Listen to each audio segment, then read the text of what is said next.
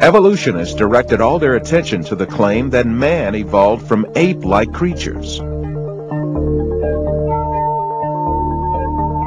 6,500 different ape species have lived so far, and the majority of them are extinct. The skulls of these extinct apes, both big and small, constituted a great resource for evolutionists on which to exercise their imaginations freely.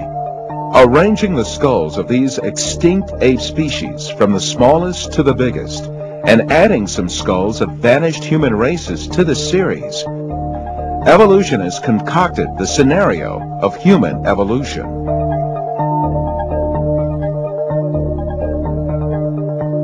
The most important role of this scenario is given to the extinct ape species called Australopithecus. The first Australopithecus fossil was found in 1924 by a paleontologist named Raymond Dart.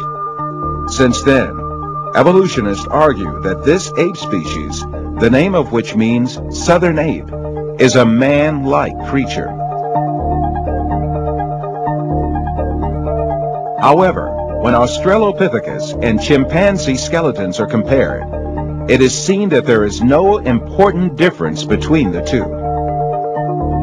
In the face of this fact, evolutionists hypothesized that Australopithecus walked upright on its 2 feet differently from other apes. However, two world-renowned anatomists, Lord Solly Zuckerman and Professor Charles Oxnard, refuted this allegation. Simply put, Australopithecus, advanced as the ancestor of man by evolutionists, is merely an extinct ape species.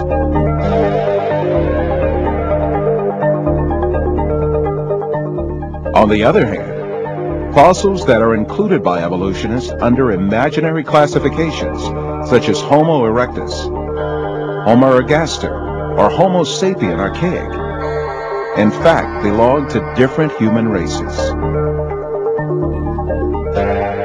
When these fossils are inspected, it is seen that their skeletons are essentially the same as those of people living today. The only dissimilarities are a few structural differences in their skulls. But differences like these are to be found in different human races alive on Earth today.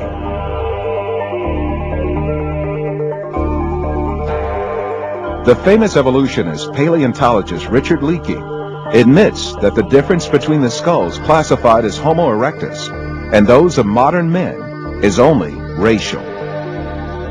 These differences are probably no more pronounced than we see today between the separate geographical races of modern humans.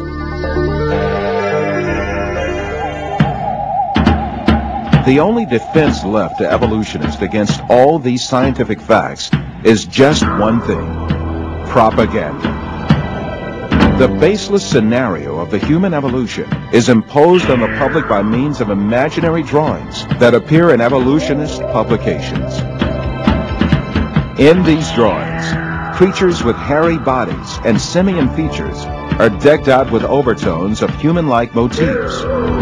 The given impression is that these half-man, half-ape transitional forms did live once.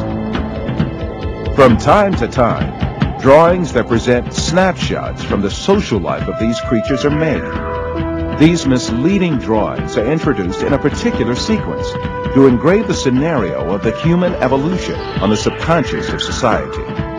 Even in the most famous scientific publications, there frequently appear such window dressings called reconstructions and imaginary family tree drawings made by their inspiration.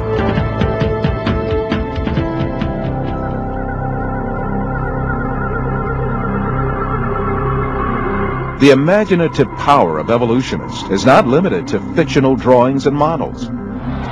They go even further and shoot movies in which imaginary half-man, half-ape creatures act. However, all of these are pure deception. The only evidence at hand is generally nothing more than a few skull fragments or a tibia. The hair, skin, nose, ears, lips, or other facial features of a living being cannot be determined from its bone remains.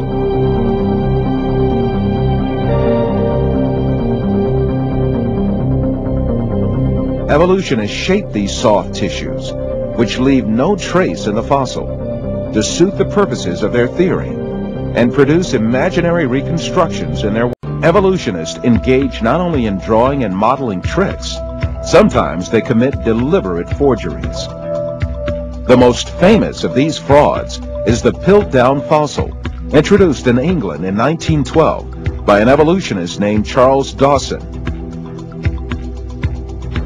This fossil was presented as the most important transitional form between ape and man, and was displayed in museums for more than 30 years. Experts who re-examined the fossil in 1949 discovered that it was a forgery that had been produced by attaching an orangutan's jaw to a human skull.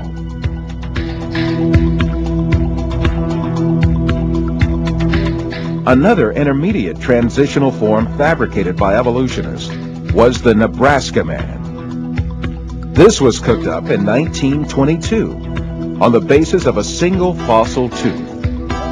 The evolutionists did not neglect to give it an ostentatious Latin name, Hesperopithecus haroldcooki, or to make imaginary drawings related to it. It was soon revealed that the tooth that had been the source of inspiration for Nebraska man, in fact, belonged to a wild pig. Many other fossil skulls have been presented as great evidence for evolution, failed one by one. Neanderthal man was advanced as evidence in 1856, dismissed